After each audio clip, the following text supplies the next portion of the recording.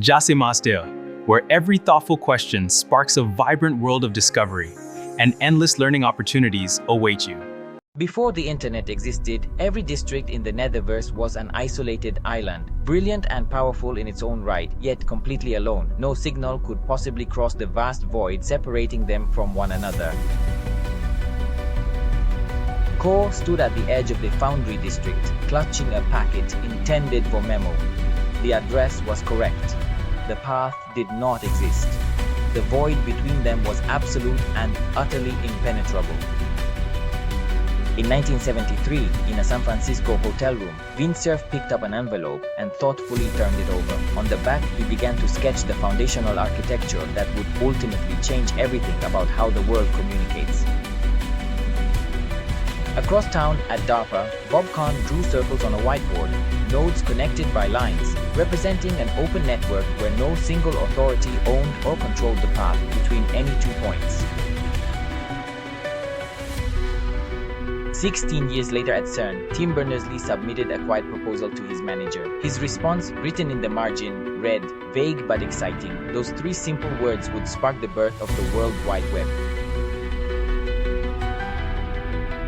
The flux sea rose, not built, grown. Between every island, bioluminescent waves surged upward from the void. Router lighthouses appeared on rocky shoals, their beacons turning in every direction. Flux emerged from the surface, vast, fluid, and warm. It reached down, lifted Core's undeliverable packet, and placed it gently on the sea. For the first time, it began to move.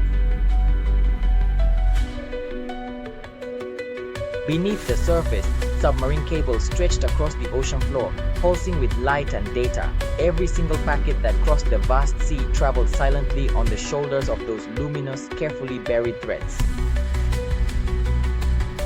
Every web request begins with a question.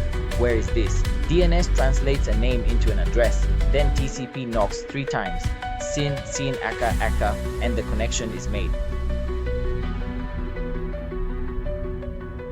A message doesn't travel as one piece. It splits into packets, each finding its own route across the sea. They arrive out of order, from different directions, and reassemble perfectly at the destination.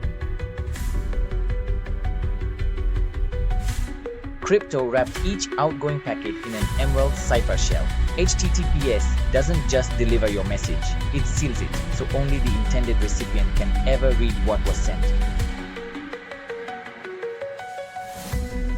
Then, the routing map flickered, a BGP hijack, a false announcement claiming a shorter path, cascaded across the sea. Packets flooded the wrong destinations. Flux's form grew turbulent and fractured.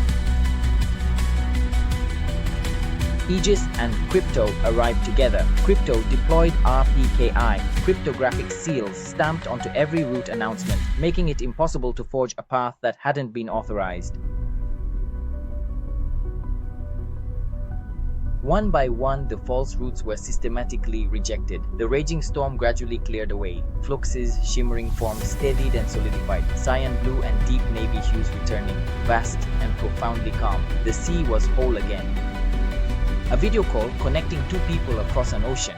A student in Ghana opening a university acceptance. A surgeon guiding a robot from 1,000 miles away. A journalist publishing freely. Flux carries all of it. On the ocean floor, Surf's envelope rests beside Klein's notebook. A gold packet passes over them, heading east. A moment later, the ACK returns. The conversation that started in 1969 has never stopped.